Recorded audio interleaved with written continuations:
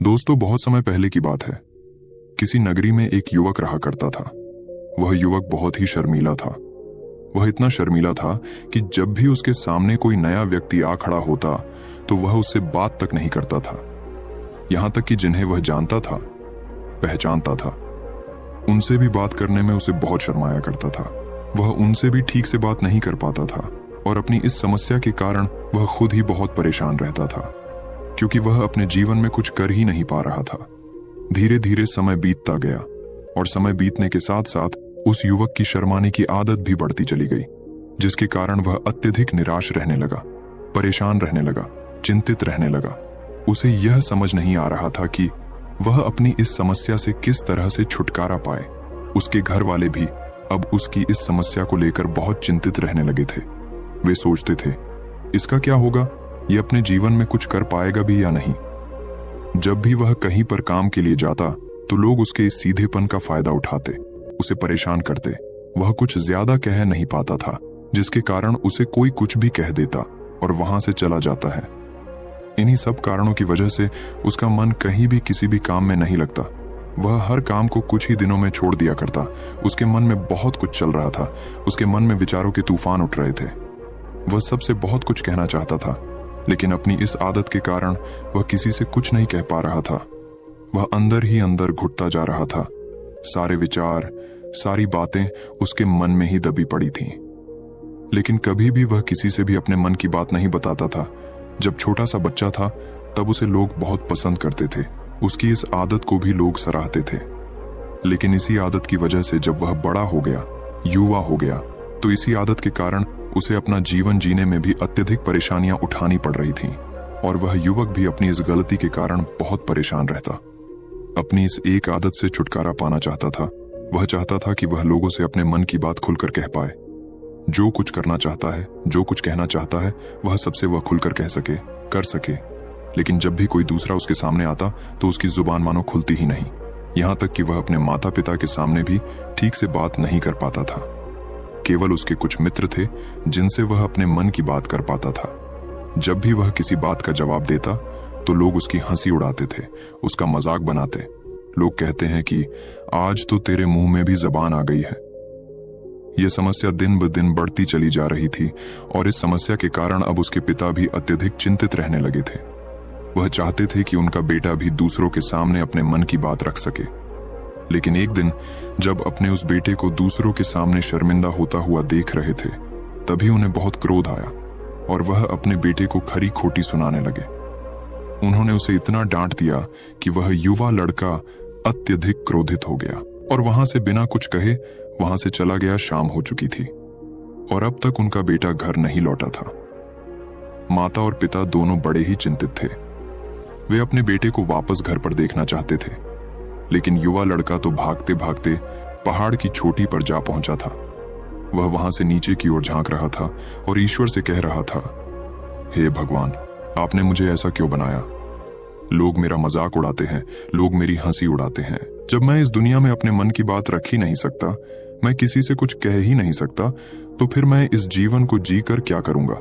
जब भी मैं किसी से कुछ कहने की कोशिश करता हूं तो लोग मेरा मजाक बनाते हैं, मेरी हंसी उड़ाते हैं, यहां तक कि वह मुझसे कुछ भी कहकर चले जाते हैं और मैं उनका जवाब नहीं दे पाता। ऐसा जीवन जीकर मुझे क्या मिलेगा? इसलिए मैं तेरे पास आ रहा हूं। इतना कहकर जैसे ही वह युवक कूदने की तैयारी कर रहा था कि तभी पीछे से आवाज सुनाई पड़ी, बेटा, जान देना तो बहुत आसान है, लेकिन इस जान को तुम वापस नहीं पा सकोगे। जैसे ही ये आवाज उसके कानों में पड़ी, वह पीछे मुड़कर देखने लगा। उसने जैसे ही पीछे मुड़कर देखा, उसने पाया कि एक बौद्ध भिक्षु उसके पीछे खड़े हैं। उन्हें देखकर वह डर सा गया और अपने कदम पीछे खींच लिए और चुपचाप वहां पर खड़ा हो गया।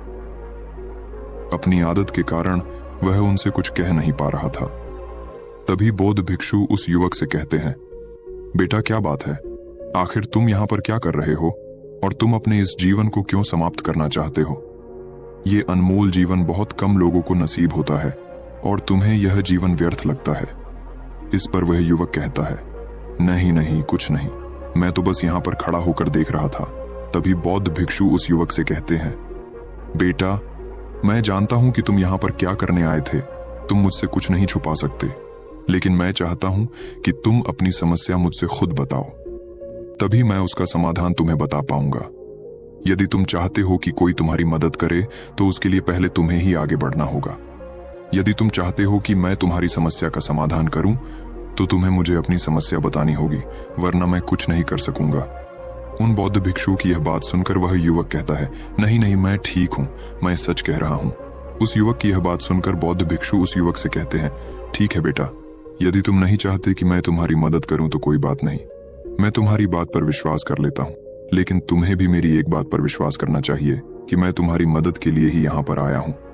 तुम चाहो तो तुम अपनी समस्या मुझे बता सकते हो और मैं तुम्हारी इस समस्या का समाधान भी अवश्य करूंगा। इसका जवाब देते हुए युवक उन बौद्ध भिक्षु से कहता है, नहीं नहीं, मैं ठीक हूं, आप जाइए।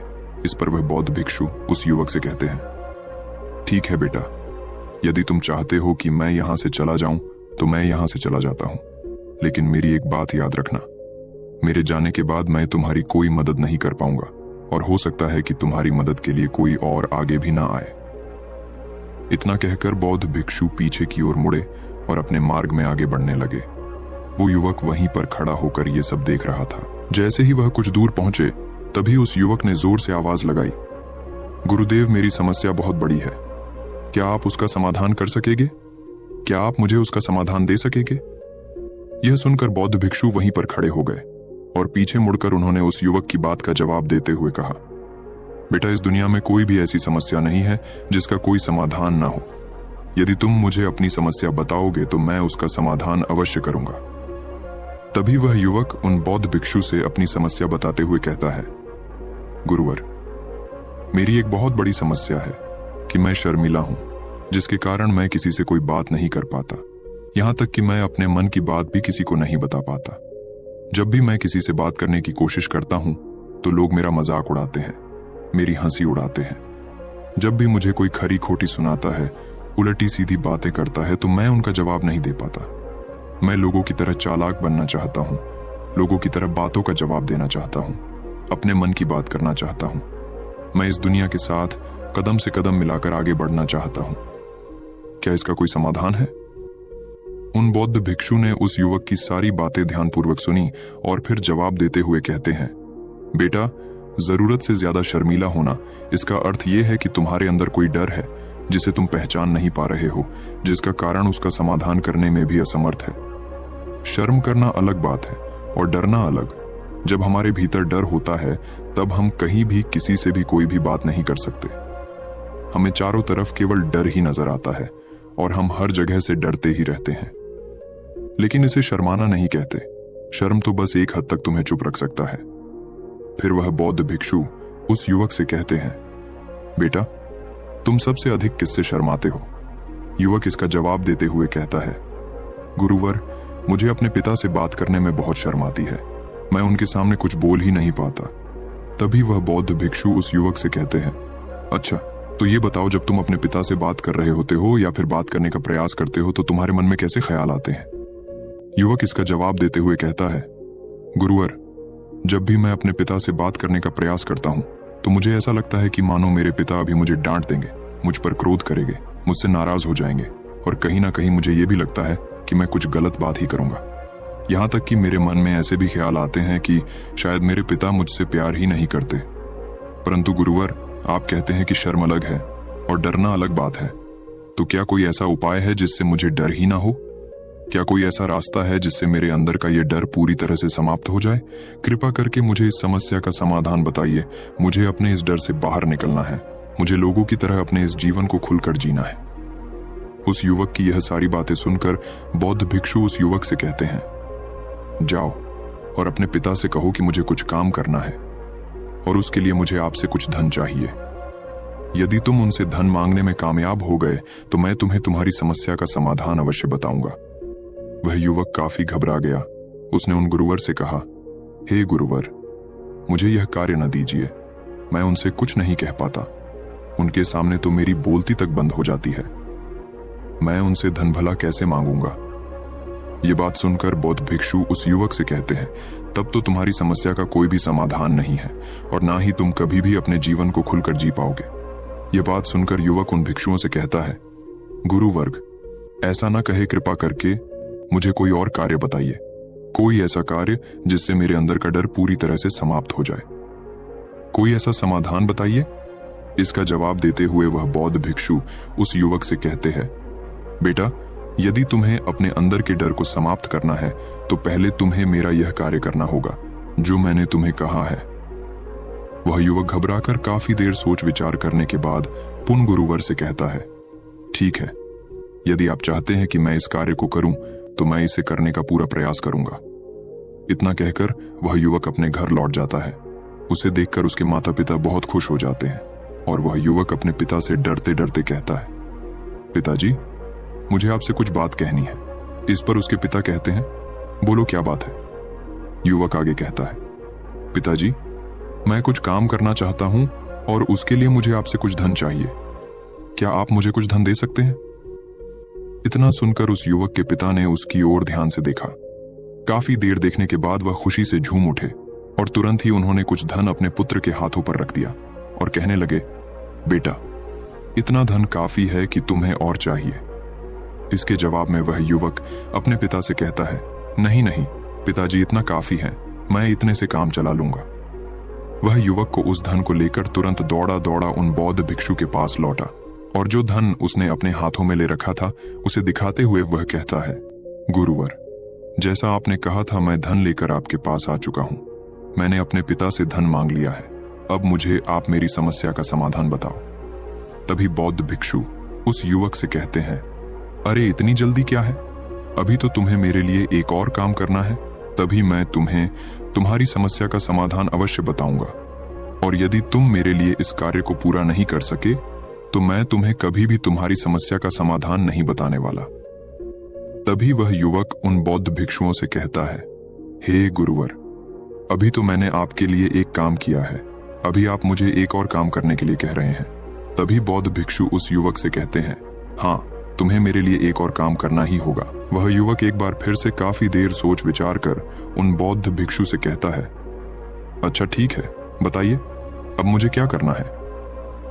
इसके जवाब में बौद्ध भिक्षु उस युवक से कहते हैं, जाओ और यह धन जो तुमने अपने पिता से मांग कर लाया है, इस धन को वापस अपने पिता को लौटा दो और साथ साथ ये भी कहना कि पिताजी, मैं अभी काम नहीं करना चाहता हूं, लेकिन जब समय आएगा तो मैं आपसे यह धन वापस ले लूंगा और उससे अपना काम पूरा करूंगा। यह बात सुनकर युवक एक बार फिर से ऊपर से नीचे तक पूरी तरह से कांप गया और कहने लगा, गुरुवर, आप मुझे कोई और काम सौंप दीजिए, मैं उसे जरूर करूंगा। लेकिन अब यदि मैं धन लेकर उनके पास वापस गया तो वह क्या सोचेंगे मेरे बारे में? मैं तो शर्मिंदा हो जाऊंगा उनके सामने। इसलिए गुरुवर, कृपया करके मुझे कोई और काम दे। तभी बौद्ध भिक्षु उस युवक से कहते हैं, बेटा, जो काम मैंने तुम्हें सौंपा है, तुम्हें उसी कार्य को पूरा करना होगा, अन्यथा तुम्हारी समस्या का समाधान मैं तुम्हें नहीं बताने वाला। काफी देर सोच विचार करने के बाद वह उन बौद्ध भिक्षु से कहता है, ठीक है गुरुवर, मैं वापस जाता हूं और ये धन लौटाकर मैं अब भी आता। वह तुरंत दौड़ा अपने पिता के पास वापस लौटा और उसने अपने पिता से कहा, पिताजी, मैं यह धन अभी नहीं लेना चाहता, अभी ये धन आप मुझसे वापस ले लीजिए। जब मुझे कोई काम पड़ेगा तो मैं आपसे ये धन वापस ले लूंगा। उसके पिता ने उस युवक की तरफ घूर घूर कर काफी देर तक देखा और फिर मुस्कुराते हुए कहने लगे, बेटा, मैं समझता हूं कि किसी भी काम को शुरू करने से पहले हमें उसके बारे में जानकारी इकट्ठा करनी चाहिए। उसके बारे में समझना जरूरी है। कब, क्या, कैसे और कब तक करना है, इसके बारे में भी हमें जानकारी लेनी जरूरी है। कोई भी काम ऐसे ही नहीं शुरू किया जा सकता, उसमें हम नहीं होंगे या फिर नहीं, इसका भी अनुमान हमें लगाना पड़ता है। और जब हम इन सभी के बारे में सही जानकारी प्राप्त कर लेते हैं, तभी हमें धन लगाना चाहिए। मुझे बहुत खुशी है कि तुमने ये सही निर्णय लिया है। जब तुम्हें यह समझ में आ जाए कि जो कार्य तुम करने जा रहे हो वह तुम्हारे लिए उचित है, तब तुम चाहो तो मैं तुम्हें यह धन वापस लौटा दूंगा। युवक अपने पिता से यह सारी बातें सुनकर मन ही मन बहुत प्रसन्न था। उसने ये तो उम्मीद तक नहीं की थी कि उसके पिता हंसकर उसे इस तरह से सारी बातें समझाएंगे। वह मन ही मन ये सोच ही रहा था कि तभी उसके पिताजी उसके और करीब आए और अपनी उस युवा बेटे को गले से लगा लिया। जैसे ही उसके पिता ने उस युवक को गले से लगाया, उसको बहुत अच्छा महसूस हुआ। उसका आत्मविश्वास, उसका हौसला और बढ़ता गया। उसके बाद युवक वापस पुन गुरुवर के पास लौटा और कहने लगा, गुरुवर, जैसा आपने कहा था मैंने बिल्कुल वैसा ही किया है। मैंने धन अपने पिता को वापस कर दिया है। अब तो कृपया करके मुझे मेरी समस्या का समाधान बता दीजिए। तभी बौद्ध भिक्षु उस युवक की तरफ देखकर मुस्कुराते हैं और इस युवक से कहते हैं, बेटा इतनी जल्दी क्या है, अभी तो तुम्हें मेरे लिए एक और काम करना ही पड़ेगा। वह युवक कहता है, महाराज, आप आखिर मुझसे बार बार इस तरह से काम क्यों करवा रहे हैं? क्या आपके पास मेरी समस्या का कोई समाधान नहीं है? कहीं आप मुझे बेवकूफ तो नहीं बना रहे? जिस तरह से लोग मुझे बेवकूफ बनाते हैं, क्या आप भी मेरे साथ वही तो नहीं कर रहे? आपने कहा जाओ अपने पिता से पैसे मांग कर लाओ, मैंने पैसे मांग कर लाए आपने, फिर कहा जाओ ये पैसे अपने पिता को लौटा कर आओ। मैंने आपके कहे अनुसार बिल्कुल वैसा ही किया, और अब आप कह रहे हैं कि मैं आपके लिए एक और काम करूं? नहीं, ये मुझसे नहीं होगा। तभी बौद्ध भिक्षु उस युवक की तरफ देखकर मुस्कुराते हैं और कहते हैं, बेटा बस ये आखिरी काम है और यह बहुत सरल भी है। तुम जैसे ही इस कार्य को पूरा करोगे, मैं तुम्हें वचन देता हूं कि मैं तुम्हारी समस्या का समाधान तुम्हें अवश्य बताऊंगा। इस पर वह युवक फिर से एक बार सोच विचार करता है और उन बौद्ध भिक्षु से कहता है, ठीक है, लेकिन ये आखिरी काम जो मैं आपके लिए करूंगा, बताइए मुझे क्या करना है? तभी बौद्ध भिक्षु एक मूर्ति निकालकर उस युवक के हाथ में थमा देते हैं। वह मूर्ति देखने में बहुत ही साधारण सी थी, लेकिन वह बौद्ध भिक्षु उस युवक से कहते हैं, बेटा तुम्हें इसे बाजार में ले जाना है, इसे बेचना है और इसके बदले में तुम्हें 100 सोने के सिक्के लेकर आने हैं। जब तुम यह करने में सफल हो जाओगे, तभी मैं तुम्हें तुम्हारी समस्या का समाधान तुम्हें बता पाऊंगा। वह युवक उस मूर्ति को अपने हाथ में लेकर बड़े ही गौर से देखता है और उन बौद्ध भिक्षुओं से कहता है, हे गुरुवर, ये तो बड़ी ही साधारण सी मूर्ति लग रही है, मानो मिट्टी की बनाई गई। इसके लिए भला 100 सोने के सिक्के मुझे कौन देगा? कहीं आपका माथा फिर तो नहीं गया है? इसके 1 या 2 सोने के सिक्के मिल जाए वही बहुत है, लेकिन इसके लिए 100 सोने के सिक्के कोई नहीं देगा। तभी बौद्ध भिक्षु उस युवक से कहते हैं, बेटा मैंने जो तुम्हें काम सौंपा है, यदि तुम उसे पूरा करोगे तभी तुम्हें तुम्हारी समस्या का समाधान मिल पाएगा, अन्यथा तुम चाहो तो अपने घर लौट सकते हो, फिर से वही अपने पुराने जीवन में जहां लोग तुम्हारा मजाक बनाते हैं, लोग तुम्हें डराते हैं, सताते। मैं तुम्हें यहां अपने डर को निकालने में तुम्हारी मदद कर रहा हूं। तुम मेरे यहां काम करके अपने डर को धीरे धीरे भगा पाओगे। मेरे इस काम को पूरा कर दो, तुम्हें सब समझ आ जाएगा। वह युवक उन बौद्ध भिक्षुओं की बात सुनकर मन ही मन ये विचार करता है कि मुझे तो मेरी समस्या का समाधान किसी भी हालत में चाहिए, जिस कारण वह उस मूर्ति को उठाकर बाजार की ओर चल पड़ता है। बाजार पहुंचकर वो एक जगह चुपचाप उस मूर्ति को लेकर खड़ा हो जाता है और इंतजार करने लगता है कि कोई आएगा और उसे उस मूर्ति के बारे में पूछेगा, और तब वह उस मूर्ति के लिए 100 सोने के सिक्के की मांग करेगा। देखते ही देखते काफी समय बीत गया, लेकिन अभी तक उसके पास कोई भी व्यक्ति नहीं आया था। उसने आसपास देखा तो लोग चिल्ला चिल्ला कर अपने सामानों को बेच रहे थे, जोर जोर से आवाज लगा रहे थे। उसने भी सोचा, यदि मुझे अपनी इस मूर्ति को बेचना है तो मुझे भी जोर जोर से आवाज लगानी होगी। उस युवक ने चिल्लाना शुरू किया, लेकिन वह इतनी जोर से नहीं चिल्ला रहा था, उसकी आवाज उसे खुद तक सुनाई नहीं पड़ रही थी। तो भला उसकी आवाज को दूसरे कैसे सुनते, जिस कारण उसे कोई भी व्यक्ति खरीदने के लिए तैयार नहीं था। धीरे धीरे शाम का समय हो चुका था और उस व्यक्ति को यह डर था कि कहीं वह बौद्ध भिक्षु वहां से कहीं चला ना जाए, अन्यथा उसे उसकी समस्या का समाधान कौन देगा। ये सोचकर उसने जोर जोर से आवाज लगानी शुरू की कि 100 सोने के सिक्के में यह मूर्ति ले लो। उसकी आवाज सुनकर लोग उसके पास आने लगे और उससे यह सवाल करने लगे, इस मूर्ति में ऐसा क्या है जो तुम इसके लिए 100 सोने के सिक्कों की मांग रहे हो? इसके अंदर ऐसा कुछ तो खास होगा ही। युवक काफी देर सोच विचार कर उस युवक से कहता है, नहीं नहीं, मुझे कुछ नहीं पता, मैं तो बस ये मूर्ति यहां पर बेचने आया हूं। तभी उसमें से एक युवक उस युवक से कहता है, अगर ऐसी बात है तो इस मूर्ति को कोई नहीं खरीदने वाला। आखिर इस मूर्ति में ऐसा क्या खास है जिसके लिए तुम सोने के सिक्के की मांग कर रहे हो? ये तो तुम्हें बताना ही पड़ेगा। धीरे धीरे कई लोग उसके पास आए और सभी ने बस एक ही सवाल किया, आखिर इस मूर्ति में ऐसा क्या खास है, ऐसी क्या बात है जिसके लिए तुम सोने के सिक्के की मांग कर रहे? उस युवक ने उससे बातचीत की, उन्हें समझाने की कोशिश की, कई प्रयत्न किए, लेकिन कोई भी उस मूर्ति को सोने के सिक्के देकर खरीदने के लिए तैयार नहीं था। वह निराश हो गया, उसे कुछ समझ नहीं आ रहा था कि वह क्या करे। तभी बाजार में उसने देखा कि कुछ लोग अपने सामानों की खासियत बता रहे हैं, उसे बेचने के लिए उसकी खास खास बातों के बारे में लोगों को समझा रहे हैं। ये देखकर उसने भी सोचा कि मुझे भी इस मूर्ति की कुछ खासियत लोगों को बतानी है। उसने फिर एक बार जोर जोर से आवाज लगानी शुरू की। समस्या का समाधान निकालने वाली मेरी गुरु की इकलौती मूर्ति, जो इस दुनिया में केवल एक ही है, जिसके पास भी यह मूर्ति होगी उसके घर में कोई समस्या नहीं होगी। यह मूर्ति उस समस्या का समाधान तुम्हें अवश्य बताएगी। ये सुनकर लोग उसके पास पहुंचने लगे और उसे ये सवाल करने लगे, क्या सच में यह मूर्ति जिसके पास होगी उसके पास कोई समस्या नहीं होगी? क्या सच में यह सभी समस्याओं का समाधान करती है? उसका जवाब देते हुए युवक कहता है, हाँ, सभी समस्याओं का समाधान कर देती है। यदि आप इस मूर्ति को ले जाते हैं, आपके घर में कोई भी समस्या होगी तो उसका समाधान यह आपको अवश्य बताएगी। चाहे कोई भी समस्या हो, कैसी भी समस्या हो, कैसी भी परिस्थिति हो, आपको इसका समाधान अवश्य मिलेगा। इतना सुनने के बाद अब वही एक मूर्ति सबको चाहिए थी, उस मूर्ति के दाम लगाने लगे। कोई उसे 200 सोने के सिक्के, तो कोई 400, कोई 6, 7, तो कोई 1000 सोने के सिक्के देने के लिए तैयार था। उस मूर्ति की कीमत लगातार बढ़ती जा रही थी। जैसे जैसे लोगों को पता चलता जा रहा था कि ये मूर्ति लोगों की समस्या का समाधान करती है, लोग उसे किसी भी कीमत पर खरीदने के लिए तैयार हो गए थे।